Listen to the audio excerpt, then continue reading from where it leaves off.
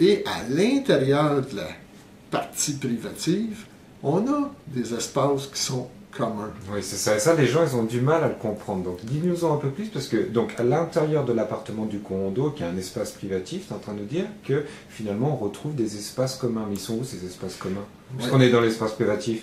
OK. Il faut comprendre que l'espace privatif est généralement, je dis bien généralement, parce qu'il ne faut pas tout englober, là, mais généralement constitué par le périmètre de l'appartement. OK? Quand je dis le périmètre, là, je dis la peinture là, sur les murs, là, on s'arrête là presque, là, à quelques centimètres près. Okay. Ça va. À l'intérieur de ça, il y a des espaces qui sont communs. Je vous donne un exemple facile. Si on a plusieurs appartements, un par-dessus l'autre, la chambre de bain, autour de la chambre de bain, il y a de la tuyauterie. Okay. La tuyauterie, elle se promène dans les murs pour se rendre au deuxième, troisième, quatrième étage. Donc, pour alimenter en eau les autres étages, il y a de l'eau qui passe dans le mur. C'est ça. Okay? Donc, ce mur-là, il faut le protéger, il faut lui donner un caractère commun. Donc, cet espace-là, il est commun. Mais il passe à l'intérieur de la partie privative. On parle d'un tuyau, mais ça pourrait être une colonne.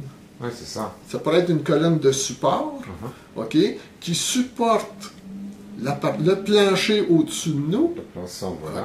Donc, ce support-là, on n'est pas pour...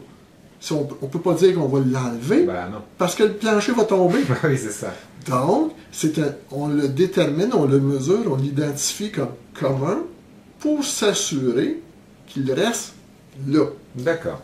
Ok. Et puis ça, c'est bien important aussi. Bon, là, c'est vraiment un petit aparté, mais les gens, des fois, ils pensent, parce qu'ils sont à l'intérieur de leur partie privative, dans leur appartement, dans leur condo, qu'ils peuvent faire toutes les transformations qu'ils veulent puisqu'ils sont chez eux. Mais là, si on t'écoute bien, c'est finalement ces parties communes qui sont à l'intérieur des parties privatives, on ne peut pas y toucher, il faut qu'on demande l'accord de la copropriété. Et c'est pas seulement que l'accord de la copropriété, c'est très bon l'accord de la copropriété, de l'ensemble du syndicat de la copropriété. Oui, c'est parfait, mais il y a plus que ça. Parce que on a beau avoir l'accord de transformer le mur, d'aller piger dans le mur un espace puis de l'utiliser, mais du point de vue légal, il n'y a rien d'enregistré, il n'y a rien de publié.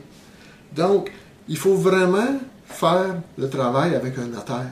D'accord. Il faut vraiment faire le travail, possiblement avec un arpenteur géomètre, d'aller identifier l'espace qu'on va aller chercher dans le commun, l'identifier, l'acheter peut-être, faire une vente, un achat, et transformer la déclaration de copropriété.